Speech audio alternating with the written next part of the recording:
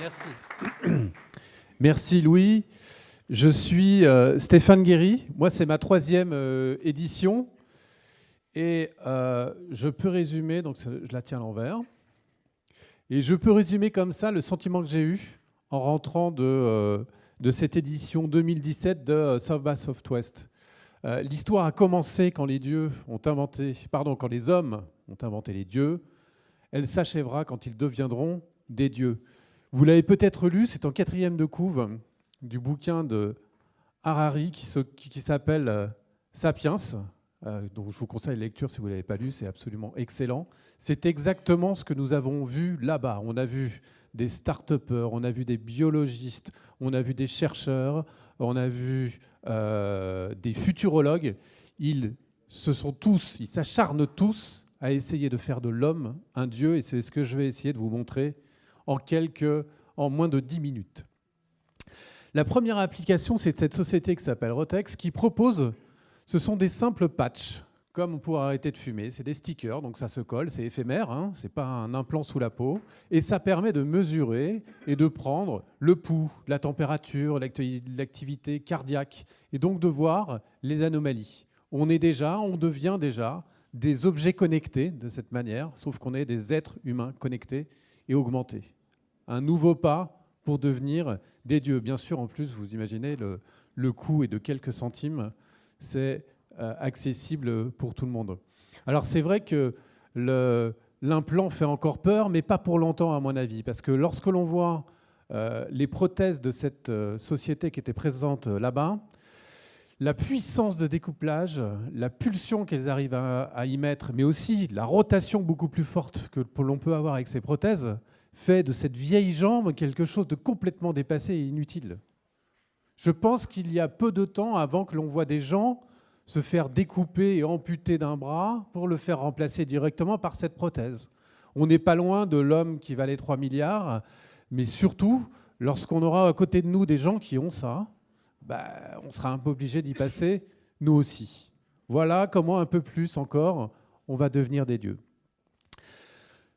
Le docteur Berger, nous l'avons rencontré non pas en 2017, mais déjà en 2016. Je ne sais pas si vous en aviez parlé l'année dernière, mais il avait déjà réussi à l'université de Southern California, à Los Angeles, à implanter, ou plutôt à tromper l'hypophyse.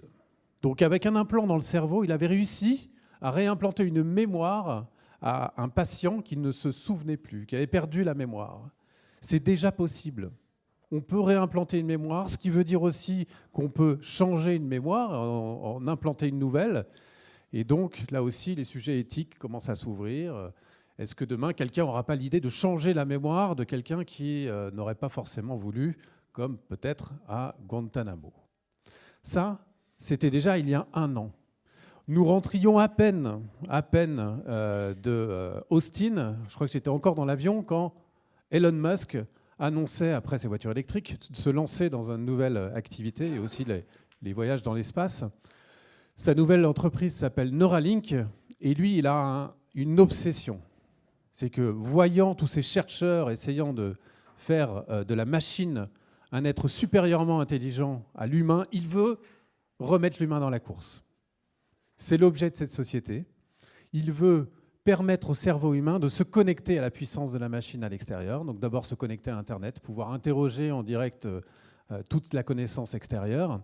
Bref, la course entre le robot et la machine est engagée. C'est une course. Elle peut aussi devenir une guerre. J'en ai aucun doute. Ça commencera et ça finira sans doute par des moments de friction qui peuvent dégénérer, c'est certain. Dernière grosse avancée technologique qui nous a été présentée par une chercheuse, cette fois un petit peu plus au nord de la Californie, de Berkeley, professeur Doudna, qui d'ailleurs l'a inventée avec une chercheuse française qui travaille en Allemagne, docteur Charpentier, je crois. C'est la technologie CRISPR-Cas9. CRISPR-Cas9, que vous apparemment connaissez déjà, c'est donc une sorte de traitement de texte du génome. Il faut que je simplifie un petit peu. Je ne veux pas faire un exposé en 1 minute de ce qu'est CRISPR-Cas9, mais enfin, disons qu'on sait maintenant rentrer de manière naturelle, en plus, hein, c'est pas forcément, c'est sans implant, dans le génome, ça sait isoler la partie que l'on veut traiter, la couper et surtout la remplacer par autre chose. Alors le problème qui persiste, c'est qu'on n'a pas encore décodé tout le génome, donc on ne sait pas à quoi sert tout ça. Mais on sait déjà isoler la pigmentation, on sait isoler l'odorat par exemple, et donc il y a déjà certaines fonctions que l'on peut, enfin fonctions, ce n'est pas des fonctions, mais des caractéristiques que l'on peut modifier. Alors, il y a des choses qui sont formidables, c'est que comme elle le dit elle-même, elle était très fière de dire pour la première fois, l'homme peut reprendre son destin, les destins de l'humanité. Il maîtrise son avenir. C'est vrai que c'est formidable. Mais après, elle dit aussi que le problème, c'est qu'il n'y a pas eu de débat éthique. Et donc, cette technologie, dont elle est très fière de dire qu'elle est très efficace, peu coûteuse et accessible à tout le monde, le problème, c'est que c'est effectivement comme donner l'arme atomique à tout le monde. C'est déjà classé comme une arme de destruction massive aux États-Unis. Donc on peut très bien voir certains pays ou certains chercheurs commencer à le tester sur l'humain. Et puis bon, les parties du génome dont on ne sait pas à quoi ça va servir, il suffit de couper dedans et de regarder ce que ça fait. Finalement, on peut tester les réactions. Donc voilà ce que j'ai vu, ce que l'on a vu à South by Southwest cette année. On a déjà de quoi devenir des dieux, mais le pendant, c'est qu'on peut aussi tuer l'humanité en quelques secondes ou en quelques minutes. Le rythme de l'évolution technologique s'accélère, mais ce n'est pas la seule chose qui s'accélère. Ce qui s'accélère aussi, c'est la puissance de ces technologies. Ce sont les effets secondaires de cette technologie et donc les effets que l'on peut avoir sur le monde entier et sur l'humanité. C'est pourquoi, cette année en particulier, j'ai parfaitement compris ce que voulait dire Harari qu'on avait lu l'année dernière. L'histoire a commencé avec un grand H quand les hommes ont inventé les dieux, et elle s'achèvera quand ils deviendront des dieux.